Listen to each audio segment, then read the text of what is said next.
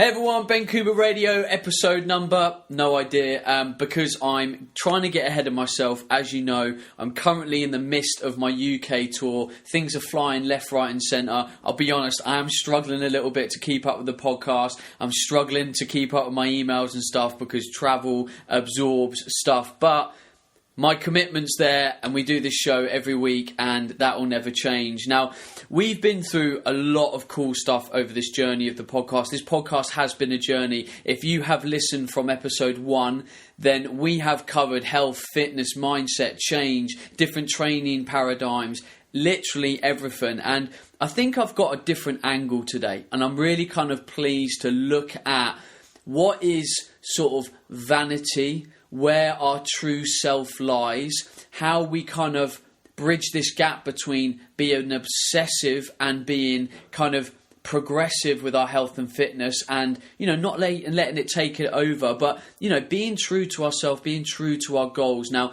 I've got someone that is very much wedged between kind of health, fitness, fashion, personal progression. So I'm really, really keen to expand this topic today. Welcome to the show, Paul McGregor. Hello. Hello, how are you? I am awesome. How are you? Great. No, it's good to be here, man. It's definitely good to be here and share as much as I possibly can. Definitely. And you don't actually live a million miles away from, so our accents might end up blending into one by the end of it. I can get as Essex as you want. I can get Cockney, I can do whatever accent you want. Well, seeing as Joe Wicks is currently getting a lot of stick on the internet with his new TV show for his accent, I think you should probably stay a little bit safe. Yeah, I can probably add an American twang to it if you want. I'm pretty good at that as well. That's not much better. Paul, let's give some background to the people listening. Like, what is it you do? What is your place? What has your career looked like over the years? And where's this kind of, where's where you are right now come from? Yeah, so if I can cut a long story short, I guess you could say, I was always interested in business, always had a kind of entrepreneurial mindset. I was selling, can be completely honest with you, I was selling knocked off Lacoste tops on eBay back when I was sort of 15, 16. And I was working in a 9-to-5 job, still selling some stuff on eBay, and I lost my dad. So my dad died when I was 18, nearly 19, and he took his own life. So he committed suicide, and it was completely out of the blue. On paper, he had absolutely everything: psychology degree, read a lot of self-help books, was the national veteran champion for 1500 meters, and literally had a breakdown and ended up taking his own life. And at 18, nearly 19, that was the kick for me. So I left my job, started going into online retail, selling men's clothing accessories, and that was then the start of my journey, I guess you could say.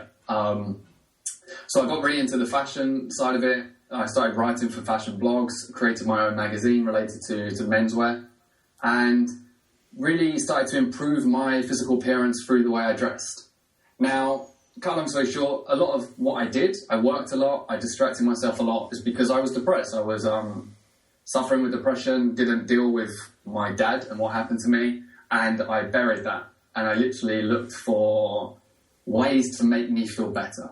So like dressing better, getting compliments, getting in shape, all of this to make me feel better. And I then got on a journey of shifting away from that slightly. I still obviously run the magazine, but I started to then get into more self-improvement stuff as I started to develop myself. And I now share that message on my personal blog and YouTube and through a podcast, etc., etc. So, yeah, hopefully that's enough. Well, yeah, it's over the span of like 7 years as well. Yeah, sure. Okay. Now that's a very powerful journey, and I like the fact that you've brought up the fact that a traumatic thing happened in your life. It spurred you on to do different things, but you never quite dealt with it. Yeah, and definitely. You know, that became a fire in your belly at first, but at some point there's going to be a point where you have to turn around and go, shit, I have to deal with this before it becomes a big negative in my life.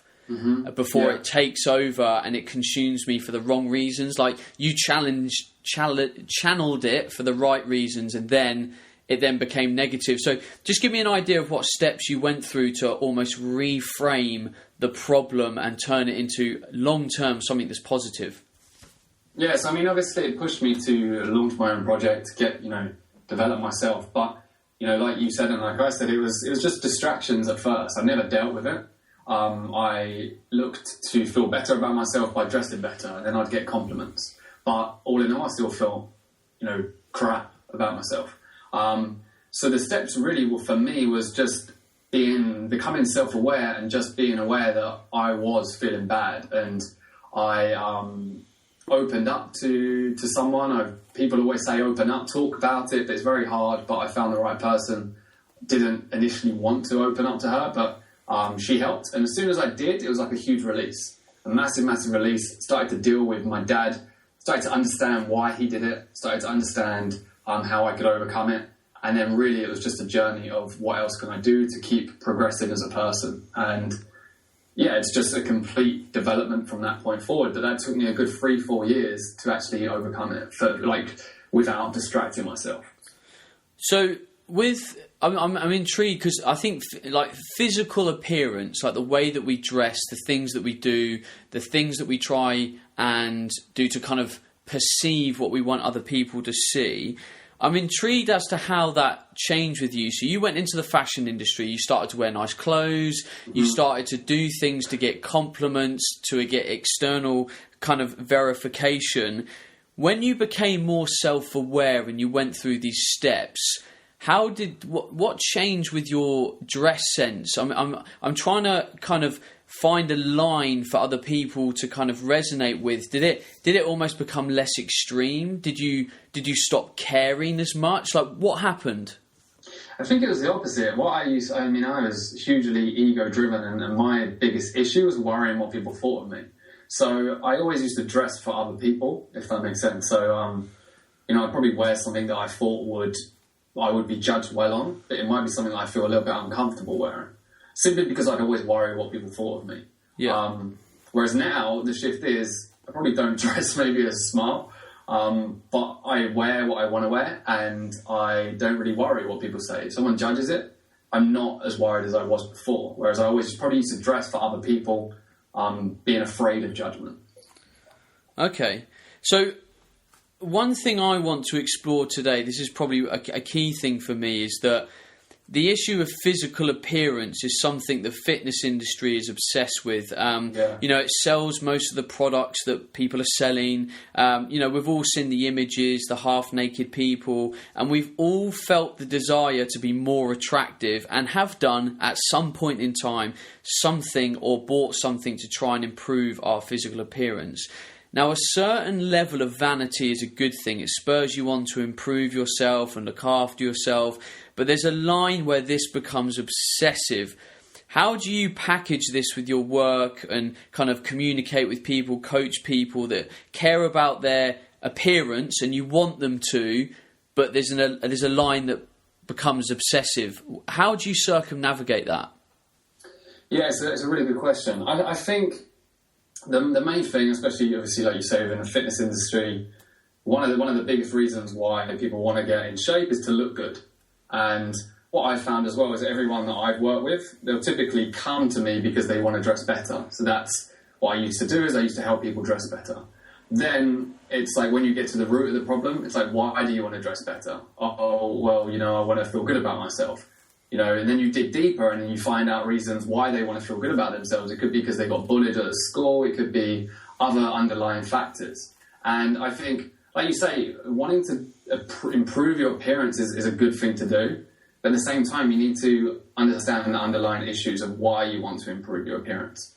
So I think it's good to have pride. You don't want to let go of your health. You don't want to let go of your fitness ability, the way you look, the way you dress. All of that, you don't want to let go of it. But at the same time, you should only be doing it for yourself. You shouldn't be really doing it for anyone else. Because, confidence really stems from how you feel about yourself rather than the way that you look.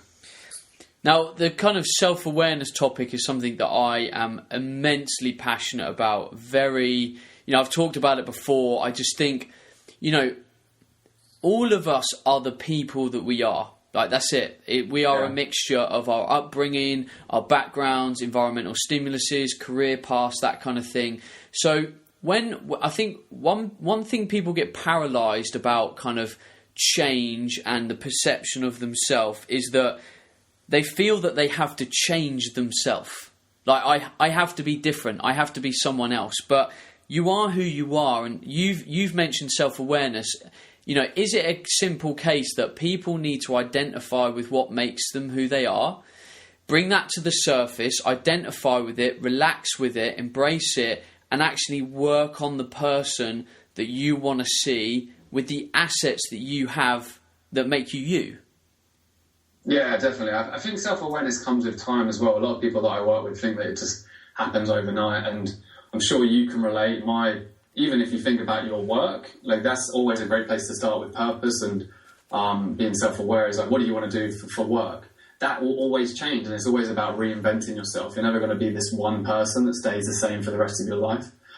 It really is being more self-aware in terms of how you think and why you think certain ways and the goals that you've got, and just understanding yourself a lot more. And for me, it was really just tracing a lot of it back to my childhood, the way I was brought up. We always forget a lot of things, and I had an amazing childhood, you know, in reality, but you always inherit your behaviours from your parents, and it's just about understanding why you think the way that you do and becoming more self-aware that way. But yeah, I feel, you know, hopefully that answers your question. But I think, you know, like you say, self-awareness is probably the most important thing that a lot of people neglect. Is they'll just exist, they'll just completely exist in life, and they'll just let life pass them by, and they never actually take a hold of it. And there's a really good book actually I was reading the other day, 6 Pillars of Self-Esteem, and I can't remember the exact quote, but it's like, full self-esteem is being able to relax in any situation. So it's being completely relaxed around people, not worrying about judgment, being completely relaxed with absolutely everything. So yeah, self-awareness is definitely the most important thing for sure. With someone, so I mean, I've definitely become more self-aware as I've become an adult. It's a natural progression of maturity.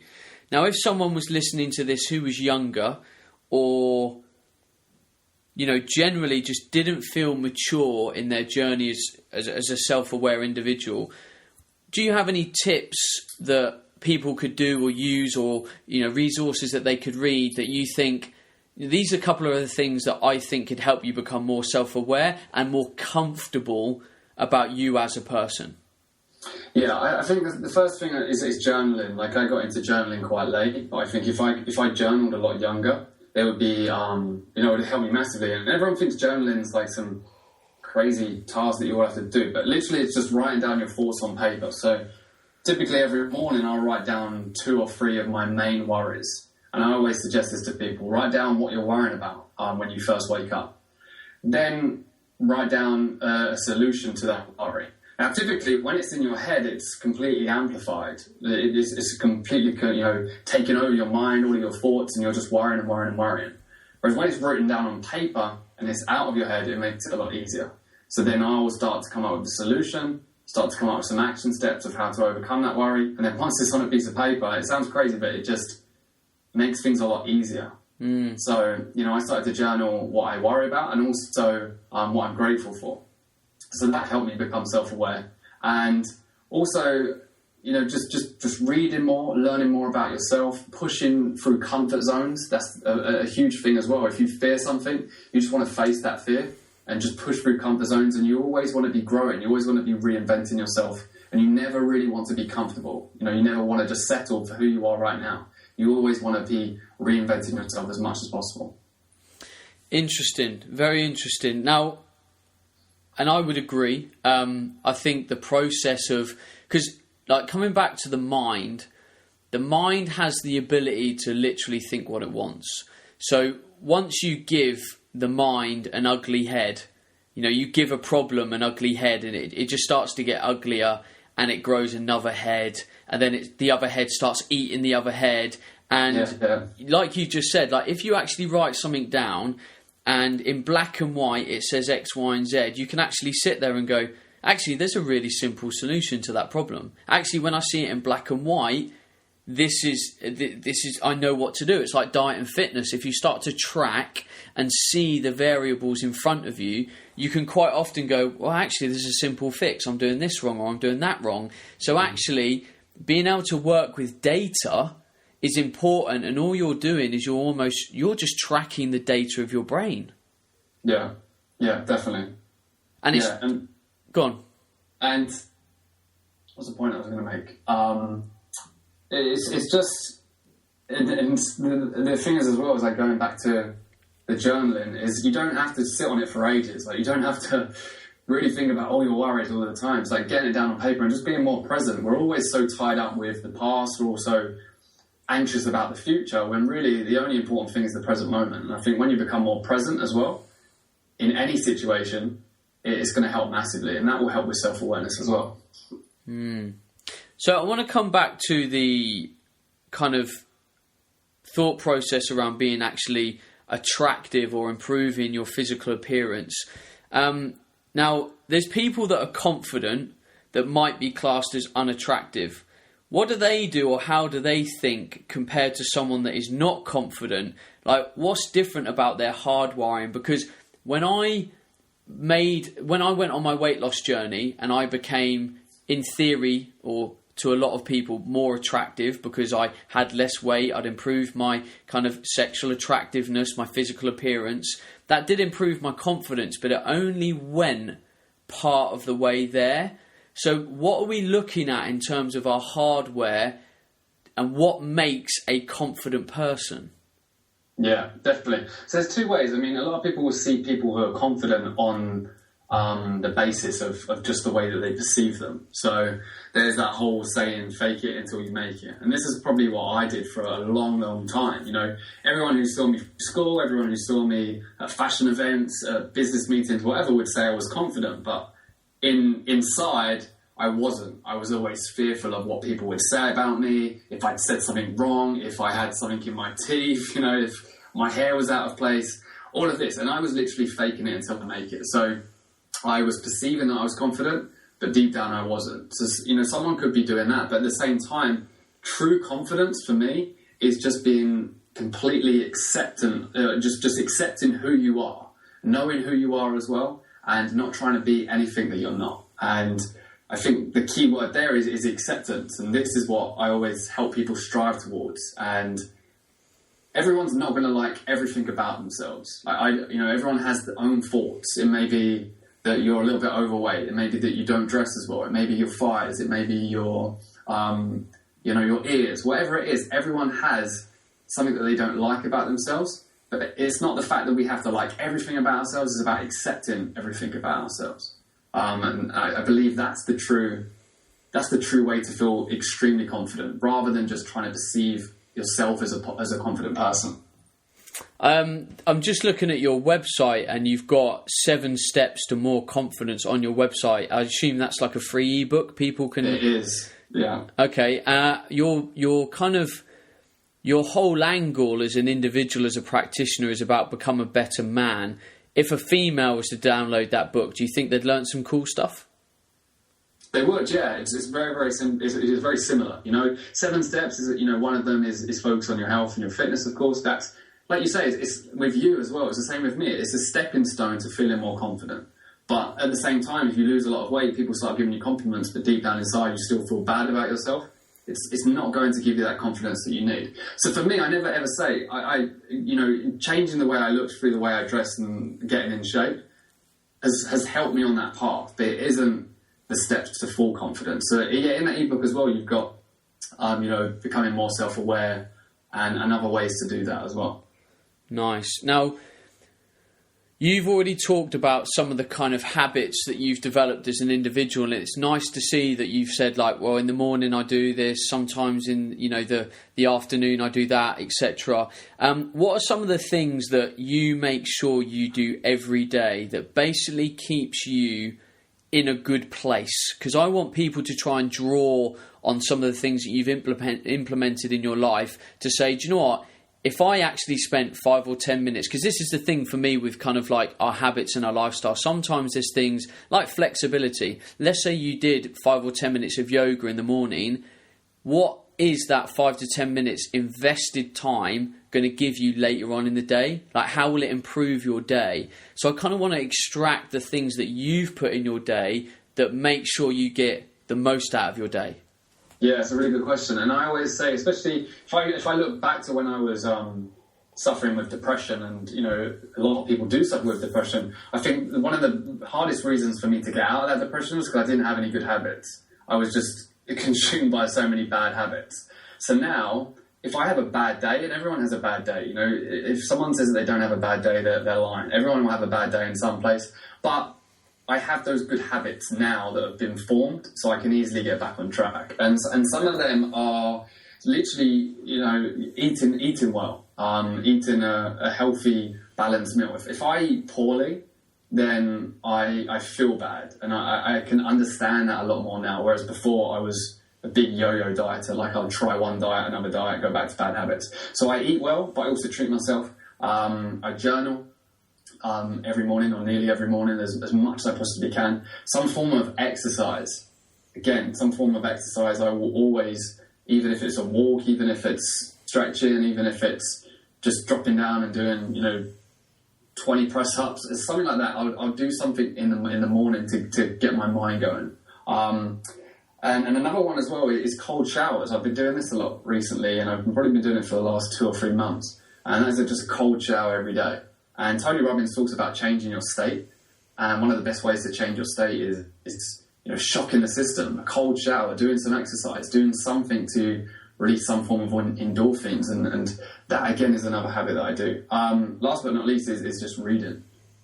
I try and read or digest information as much as I can. So whether that's a podcast, whether that's reading, whether that's an audiobook, a YouTube video, whenever I have some spare time, I'll always try and learn more. See, I tell you what, I think you brought up some brilliant books. Brilliant books and brilliant points. Now, one of the things, I was at an event a couple of weekends ago, SFN Expo, and we did a Q&A panel. And one of the things hit me, because especially in the fitness industry, you know, there's a huge rate of self-employment, business owners. You know, there's a constant and relentless desire to learn, and improve yourself. And while I think that is perfect, it's admirable, you and me have both done a huge amount of self-improvement on many levels: business, health, nutrition, training, mindset, psychology, money, like loads of stuff. You have to learn these life skills. But there is a point where I think you have to put on the brakes and say, right, enough learning. I know enough. Now is the time to do. Yeah, for sure, definitely. Action is the most important thing. I changed my reading habits recently as well, because obviously I, probably like you, I read a lot of you know, books that will help me. I don't read fiction books. I don't really read storybooks.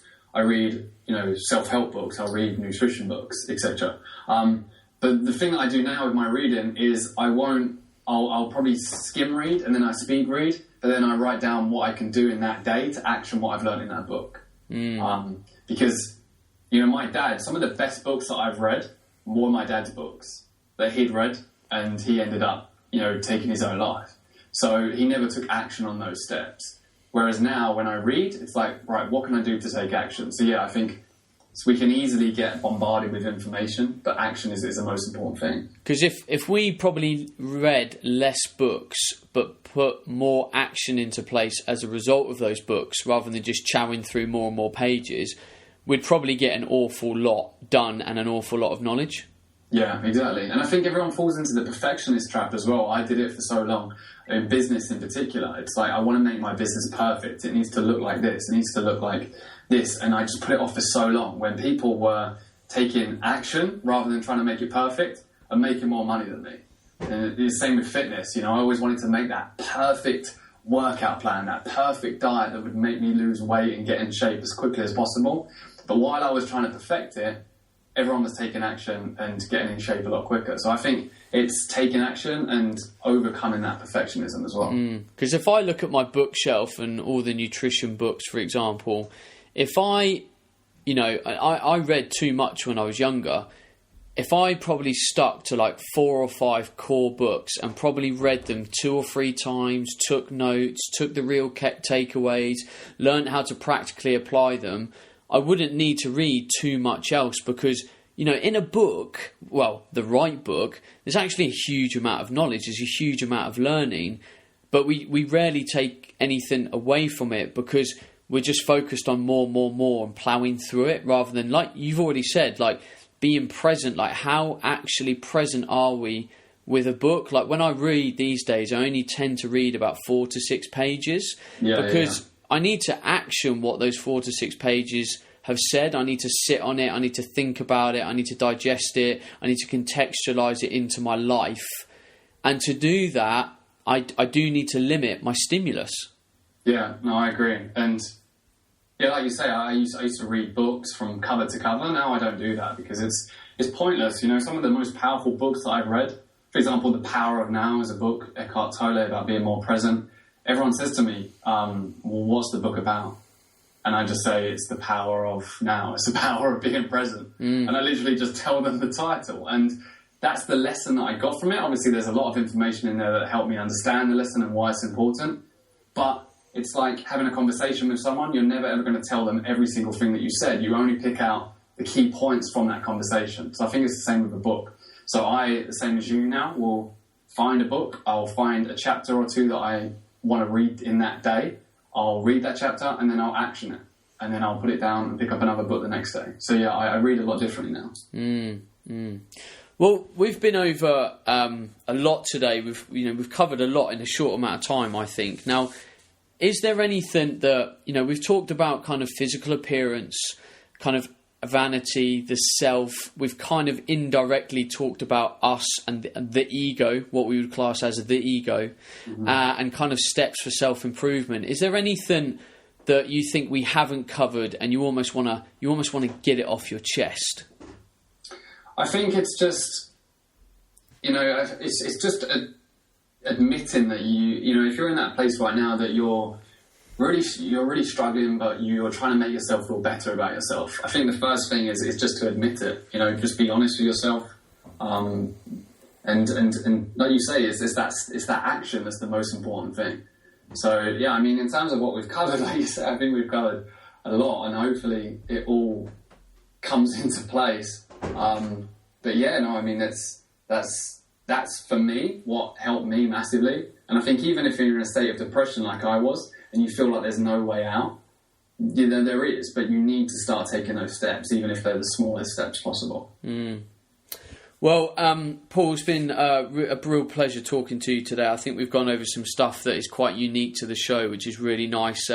Once you're nearly 4 years into a podcast, it can sometimes seem tough to put a little spin on what you're trying to do, but I think we've done that today.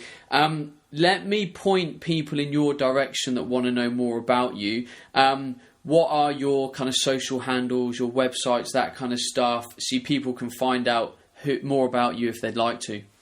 Yeah, definitely. So easiest place at the moment is go to pmcgregor.com, pmcgregor.com. Typically, like you say, I target men overcoming depression, wanting to become a better version of themselves, but a lot of the advice on there is relatable to women as well.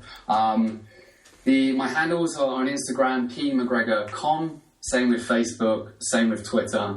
Makes it easy, I guess. But yeah, you know, if you want to find out more, you can contact me through the blog or hit me up on social media. And Ben, you know, it's been a pleasure to share on today's episode.